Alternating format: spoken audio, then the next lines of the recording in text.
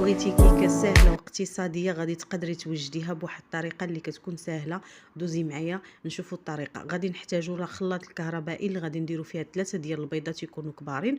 غادي نحتاجوا كاس ديال السكر ديال السنيده مع قبيصه ديال الملحه، وغادي نضيفوا واحد الشاصيه ديال الفاني. غادي نضيفوا كاس ديال الحليب اللي كيكون على حسب الجو. غادي نضيفوا كذلك واحد نص كاس ديال الزيت مع قشره ديال الليمون اولا ديال الحامض تكون محكوكه. الا درتو الحامض كتحتاجوا ديك الحامضه كتعصروها، اولا كنتو درتو الليمون راه كتحتاجوا تقريبا غير واحد شويه ديال الليمون كتضيفوا كتنسموها. كناخذوا المكونات كنطحنوهم كلهم كلشي في الخلاط الكهربائي مزيان حتى كتعطينا واحد الرغوه اللي كتعطينا ديك الطبقه الفوق.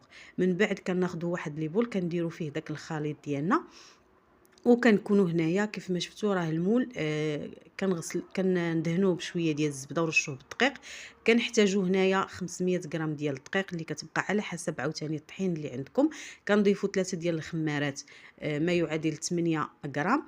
صافي كنخلط هاد المكونات كاملين وكنخلطهم مزيان. بالنسبه هنايا الخليط ديال القوام ديال الكيك ديالي خصو يكون ثقيل شويه وما يكونش يعني معجن، كيكون ثقيل في نفس الوقت ماشي ثقيل لدرجه انك تبقى تلصق في اليد، لا كيكون ثقيل ولكن في نفس الوقت شاد راسو.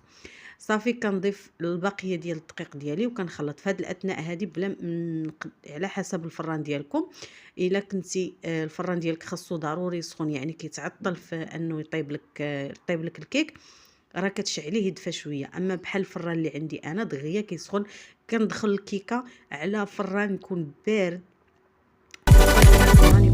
صافي كنطرب وكنخدم الخليط ديالي مزيان